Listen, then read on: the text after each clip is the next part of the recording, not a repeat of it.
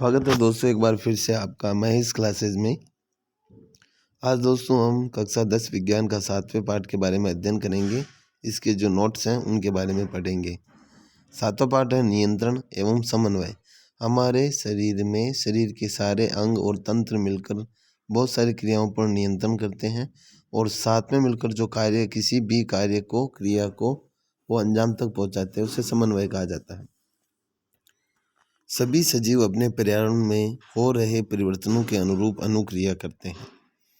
पर्यावरण में हो रहे ये परिवर्तन जिसके अनुरूप सजीव अनुक्रिया करते हैं उद्दीपन कहलाते हैं, जैसे कि प्रकाश, ऊष्मा, ठंडा, ध्वनि, सुगंध, स्पर्श आदि। पौधे एवं जंतु अलग अलग प्रकार से उद्दीपन के प्रति अनुक्रिया करते हैं। जंतुओं में नियंत्रण एवं समन्वय। यह सभी जंतुओं में दो मुख्य तंत्रों द्वारा किया जाता है। एक तो तंत्रिका तंत्र होता है और दूसरा होता है अंतःस्रावी तंत्र। तंत्रिका तंत्र नियंत्रण एवं समन्वय तंत्रिका एवं पेशीय ऊतक द्वारा प्रदान किया जाता है। तंत्रिका तंत्र तंत्रिका कोशिकाओं या न्यूरॉन के एक संगठित जाल का बना होता है और यह सूचनाओं को विद्युत आवेग के द्वारा शरीर के एक भाग से दूसरे भाग तक ले जाता है। हमारे मानव शरीर की सबसे बड़ी कोशिका तंत्रिका कोशिका होती है। ग्राही तंत्रिका कोशिका के विशिष्टीकृत सिरे होते हैं जो वातावरण से सूचनाओं का पता लगाते हैं। ये ग्राही हमारी ज्ञानेंद्रियों में स्थित होते हैं, जिसमें पहला है कान। कान के दो कार्य हैं, एक तो सुनना एवं शरीर का संतुलन बनाना। आँख प्रकाशग्राही है और देखने का कार्य करती है। त्वचा तापग्राही है, गर्म एवं ठंडा एवं स्पर्श आदि सुग्राही चीज़ों का हमें पता लगाती है ये। नाक घ्राणग्राही गंध का पता लगाते हैं। जीभ रस संवेदी ग्राही स्वाद का पता लगाती है। तंत्रिका कोशिका न्यूरॉन, यह तंत्रिका तंत्र की संरचनात्मक एवं क्रियात्मक इकाई है। ये प्रश्न जो है तंत्रिका कोशिका का चित्र बनाने का एक एक नंबर के आते ही रहते हैं एग्जाम में हर बार। तंत्रिका कोशिका न्यूरॉन के भाग। सबसे पहले हम बात करते हैं ध्रुमिका। कोशिका काय से निकलने वाली धागे जैसी संरचनाएं जो सूचना प्राप्त करती हैं। कोशिका काय प्राप्त की गई सूचना विद्युत आवेग के रूप में यहाँ संचारित होती है। तंत्रिकाक्ष या एक्सॉन, यह सूचना के विद्युत आवेग को कोशिका काय से दूसरी न्यूरॉन की ध्रुमिका तक पहुँचाती है। अंतर्ग्रथन सिनेप्स, यह तंत्रिका के अंतिम सिरे एवं अगली तंत्रिका कोशिका के ध्रुमिका के मध्य का रिक्त स्थान है। यहाँ विद्युत आवेग को रासायनिक संकेत में बदला जाता है जिससे यह आगे संचरित हो सके।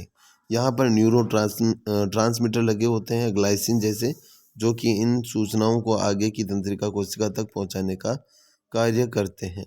प्रतिवृत्ति क्रिया, किसी उद्दीपन के प्रति तेज व अचानक की गई अनुक्रिया प्रतिवृत्ति क्रिया कहलाती है। जैसे किसी हम गर्म वस्तु को छू लेते हैं तो अचानक से हम अपना हाथ पीछे खींच लेते हैं, ये प्रतिवृत्ति क्रिया होती है। ये प्रतिवृत्ति क्रिया का जो नियंत्रण होता है ये हमारे दो कार्य करते हैं। ये मेरुरज्जु जो होता है वो इस सूचना को हमारे संवेदी अंग तक पहुंचाता है। मेरुरज्जु दूसरा कार्य सूचना को मस्तिष्क तक भी पहुंचाता है। मस्तिष्क इस सूचना पर फिर विश्लेषण करता है। प्रतिवृत्ति चाप, प्रतिवृत्ति क्रिया के दौरान विद्युत आवेग जिस पथ पर चलते हैं उसे प्रतिवृत्ति चाप कहते हैं। जैसे उद्दीपन ऊष्मा वाला है, ग्राही अंग है त्वचा, यहाँ से सूचना मेरुरज्जु तक गई, मेरुरज्जु से कार्यकारी अंग पेशियों तक जाएगी, फिर अनुक्रिया में हाथ पीछे हट जाएगा। इस प्रकार इसे प्रतिवृत्ति चाप कहते हैं, जिसमें प्रतिवृत्ति क्रिया पूर्ण होती है। अनुक्रिया ये तीन प्रकार की होती हैं। एक तो ऐच्छिक होती हैं, अगर मस्तिष्क द्वारा नियंत्रित की जाती हैं, जैसे बोलना लिखना। अनैच्छिक जो क्रियाएं होती हैं मध्य एवं पश्च मस्तिष्क द्वारा नियंत्रित की जाती है, जैसे श्वास लेना, ये अनैच्छिक है, दिल की धड़कन आदि। प्रतिवृत्ति क्रिया मेरुरज्जु द्वारा नियंत्रित की जाती है, उदाहरण गर्म वस्तु छूने पर हाथ को हटा लेना। प्रतिवृत्ति क्रिया की आवश्यकता, कुछ परिस्थितियों में जैसे गर्म वस्तु छूने पर, पैनी वस्तु चुभने पर आदि हमें तुरंत क्रिया करनी होती है, वरना हमारे शरीर को बहुत ज़्यादा नुकसान पहुंच सकता है। यहाँ अनुक्रिया मस्तिष्क के स्थान पर मेरुरज्जु से उत्पन्न की जाती है जो जल्दी होती है। मानव तंत्रिका तंत्र को दो भागों में बांटा गया है। एक तो केंद्रीय तंत्रिका तंत्र जिसमें मस्तिष्क एवं मेरुरज्जु सम्मिलित होते हैं। दूसरा है परिधीय तंत्रिका तंत्र, इसमें कपाल तंत्रिका मस्तिष्क से निकलती है और मेरु तंत्रिका जो मेरुरज्जु से निकलती है, दोनों से मिलकर बना होता है परिधीय तंत्रिका तंत्र। मानव मस्तिष्क सभी क्रियाओं के समन्वय का केंद्र है। इसके 3 भाग होते हैं दोस्तों। सबसे पहले अग्र मस्तिष्क, दूसरा मध्य मस्तिष्क और तीसरा है पश्च मस्तिष्क। अग्र मस्तिष्क, यह मस्तिष्क का सबसे अधिक जटिल एवं विशिष्ट भाग है। यह प्रमस्तिष्क है। कार्य, मस्तिष्क का मुख्य कार्य सोचने वाला भाग और ऐच्छिक कार्यों को नियंत्रित करता है, सूचनाओं को याद रखता है, शरीर के विभिन्न हिस्सों से सूचनाओं को एकत्रित करता है एवं उनका समायोजन करना। भूख से संबंधित केंद्र होता है अग्र मस्तिष्क। मध्य मस्तिष्क के कार्य, दोस्तों ये प्रश्न, एक तो इसके चित्र बनाने का अभ्यास आप अच्छे से कर लेवे, इससे संबंधित 101% प्रश्न आएगा। मध्य मस्तिष्क अनैच्छिक क्रियाओं को नियंत्रित करता है, जैसे पुतली के आकार में परिवर्तन, सिर, गर्दन आदि की प्रतिवृत्ति क्रिया के लिए भी ये उत्तरदायी होता है। पश्च मस्तिष्क, इसके 3 भाग होते हैं। अनुमस्तिष्क शरीर की संस्थिति तथा संतुलन बनाने का कार्य, ऐच्छिक क्रियाओं की परिशुद्धि, उदाहरण पेन उठाना, साइकिल चलाना, किसी पंक्ति में चलना। मेडुला अनैच्छिक कार्यों का नियंत्रण, जैसे रक्तचाप, वमन यानी उल्टी आदि पर नियंत्रण का कार्य। पोन्स अनैच्छिक क्रियाओं जैसे श्वसन का नियंत्रण आदि पर कार्य करती है। ये जो चित्र है दोस्तों, आप इसे अच्छे से देख लेवे। इस पार्ट से भी चित्र आपके इम्पोर्टेंट हैं। प्रतिवृत्ति क्रिया का है, न्यूरॉन का है और ये अपने मानव मस्तिष्क का है। इसमें प्रमस्तिष्क, अग्र मस्तिष्क में कपाल, खोपड़ी, मध्य मस्तिष्क, हाइपोथैलेमस ग्रंथि, पीयूष ग्रंथि। पीयूष ग्रंथि को मास्टर ग्रंथि कहा जाता है। ये शरीर की सभी ग्रंथियों पर नियंत्रण का कार्य करती हैं, इसलिए मास्टर ग्रंथि कहा जाता है पीयूष ग्रंथि को। और हाइपोथैलेमस ग्रंथि को मास्टर ऑफ मास्टर ग्रंथि, यानी कि पीयूष ग्रंथि के जो स्रावित होने वाले हार्मोन को प्रेरित करती हैं और उसे रोकने का कार्य करती हैं हाइपोथैलेमस। और नीचे पोन्स, मेडुला, अनुमस्तिष्क और मेरुरज्जु होते हैं। मस्तिष्क एवं मेरुरज्जु की सुरक्षा। मस्तिष्क एक हड्डियों के बॉक्स में अवस्थित होता है। बॉक्स के अंदर तरल पूरित गुब्बारे में मस्तिष्क होता है, जो प्रघात अवशोषक का कार्य करता है। प्रघात और अवशोषक का मतलब होता है बाहरी चोट से उसको अवशोष कर दे, मतलब अपने अंदर शोषित करके उसे कम करना। मेरुरज्जु, मेरुरज्जु की सुरक्षा कशेरुक दंड या रीढ़ की हड्डी करती है। कशेरुक यानी वही रीढ़ की हड्डी। तंत्रिका उत्तक एवं सभी उत्तक के बीच समन्वय। सबसे पहले हमारी ज्ञानेंद्रिय में उद्दीपन होता है। संवेदी तंत्रिका द्वारा केंद्रीय तंत्रिका तक उस सूचना को प्रसारित किया जाता है, संसाधित किया जाता है। उसकी अनुक्रिया उत्पन्न करके प्रेरक तंत्रिका पेशीय उत्तक से प्रोटीन को पुनः व्यवस्थित करके पेशीय संकुचन अनुक्रिया करती है। इस प्रकार तंत्रिका उत्तक एवं पेशीय उत्तकों के बीच समन्वय का कार्य होता रहता है। विद्युत संकेत या तंत्रिका तंत्र की सीमाएं। विद्युत संवेग केवल उन कोशिकाओं तक पहुंच सकता है जो तंत्रिका तंत्र से जुड़ी है। एक बार विद्युत आवेग उत्पन्न करने के बाद कोशिका नया आवेग उत्पन्न करने से पहले अपनी कार्यविधि सुचारू करने के लिए समय लेती है, अतः कोशिका लगातार आवेग उत्पन्न नहीं कर सकती है। इसमें कुछ न कुछ अंतराल की आवश्यकता होती है। पौधों में कोई तंत्रिका तंत्र नहीं पाया जाता है। रासायनिक संचरण। विद्युत संचरण की सीमाओं को दूर करने के लिए रासायनिक संचरण का उपयोग शुरू हुआ। पौधों में समन्वय।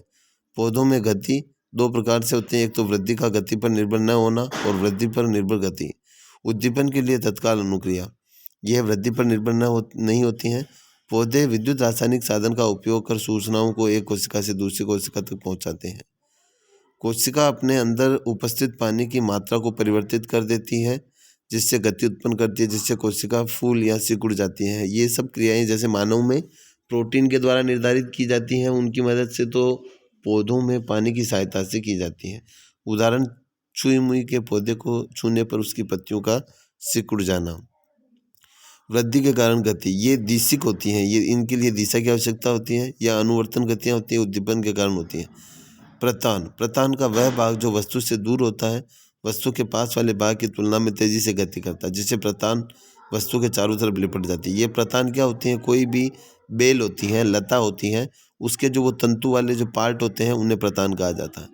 प्रकाशानुवर्तन, ऐसी गतियाँ जो प्रकाश की तरफ गति करती है, जैसे सूरजमुखी का फूल, उसे प्रकाशानुवर्तन कहते हैं।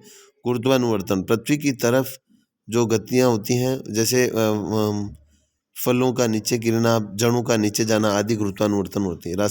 रसायनानुवर्तन, ऐसी गतियाँ जो परागनली की अंडाशय की तरफ, यानी परागनली जो होती है वो अंडाशय की तरफ गति करती है, ये रसायनानुवर्तन है। जलानुवर्तन, जब किसी पौधे में पानी की तरफ उनकी जड़ों की गति होती है तो उसे जलानुवर्तन कहते हैं। अब हम बात करते हैं पादप हार्मोन। ये वो रसायन होते हैं जो पौधे की वृद्धि, विकास व अनुक्रिया का समन्वय करते हैं। इसी प्रकार जैसे मानव में एंजाइम ये कार्य करते हैं।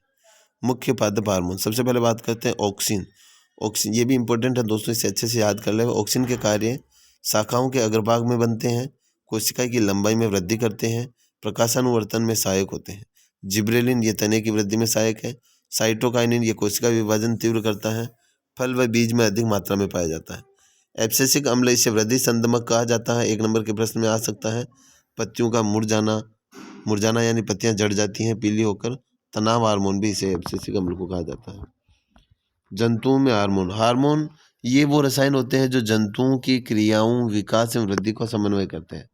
अंतःस्रावी ग्रंथि ये वो ग्रंथियां हैं जो अपने उत्पाद रक्त में स्रावित करती हैं, जो हार्मोन कहलाते हैं। हार्मोन अंतःस्रावी ग्रंथियां एवं उनके कार्य अपन इस चार्ट के माध्यम से पढ़ लेते हैं। सबसे पहला है थायरोक्सिन हार्मोन। ये अवटु ग्रंथि से स्रावित होता है, गर्दन में पाया जाता है। इसका कार्य कार्बोहाइड्रेट, प्रोटीन व वसा का उपापचय करना।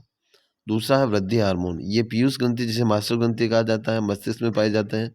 ये वृद्धि हमारे शरीर की वृद्धि एवं विकास के लिए उत्तरदायी होता है, उसको नियंत्रण करता है। एड्रिनलिन अधिवृक्क ये वृक्क के ऊपर, किडनी के ऊपर पाया जाता है। इसमें ब्लड प्रेशर, हृदय की धड़कनें आदि को नियंत्रण, इसे आपातकालीन हार्मोन भी कहा जाता है। इंसुलिन ये अग्नाशय ग्रंथि से स्रावित होता है। ये पेट के नीचे की तरफ पाई जाती है। रक्त में शर्करा की मात्रा का नियंत्रण करती है। पांचवा लिंग हार्मोन, ये नर में टेस्टोस्टेरोन होता है, मादा में एस्ट्रोजन व प्रोजेस्टेरोन होता है। तो ये नर में तो वृषण में पाया जाता है, पेट के निचले हिस्से में, और मादा में अंडाशय में पाया जाता है। ये यौनारंभ से संबंधित परिवर्तन, लैंगिक परिपक्वता आदि के लिए उत्तरदायी होते हैं। अब अगला है आयोडीन युक्त नमक आवश्यक है। आउटू ग्रंथि थायराइड ग्रंथि को थायरोक्सिन हार्मोन बनाने के लिए आयोडीन की आवश्यकता होती है। थायरोक्सिन कार्बोहाइड्रेट, वसा तथा प्रोटीन के उपापचय का नियंत्रण करता है, जिससे शरीर की संतुलित वृद्धि हो सके। अतः आउटू ग्रंथि के सही रूप में कार्य करने के लिए आयोडीन की आवश्यकता होती है। आयोडीन की कमी से गला फूल जाता है, जिसे गोइटर बीमारी कहते हैं। इसे गोइटर गलगन रोग भी कहा जाता है। मधुमेह या डायबिटीज, इस बीमारी में रक्त में शर्करा का स्तर बढ़ जाता है। इसका कारण यह है अग्नाशय ग्रंथि द्वारा स्रावित इंसुलिन हार्मोन की कमी के कारण होता है। इंसुलिन रक्त में शर्करा के स्तर को नियंत्रित करता है। इसका उपचार इंसुलिन हार्मोन का इंजेक्शन। पुनर्भरण क्रियाविधि, हार्मोन का अधिक या कम मात्रा में स्रावित होना हमारे शरीर पर हानिकारक प्रभाव डालता है। पुनर्भरण की क्रियाविधि यह सुनिश्चित करती है कि हार्मोन सही मात्रा में तथा सही समय पर स्रावित हो। उदाहरण के लिए रक्त में शर्करा की नियंत्रण की विधि, रक्त में शर्करा की मात्रा का बढ़ना, अग्नाशय द्वारा संसूचित करना, और इसमें पुनर्भरण भेजना, बंद करके पुनर्भरण भेजा जाता है। इंसुलिन का फिर स्रावित होना यहाँ से शुरू होता है। रक्त में शर्करा की मात्रा घट जाती है और अग्नाशय द्वारा इंसुलिन न बनने की स्थिति में यह कार्य करना होता है। तो आशा है दोस्तों इस पार्ट के वीडियो जो नोट्स हैं वो भी आपको पसंद आए होंगे। हाँ, अगर आपको पसंद आया है तो हमारा वीडियो लाइक करें और अपने दोस्तों के साथ शेयर करें।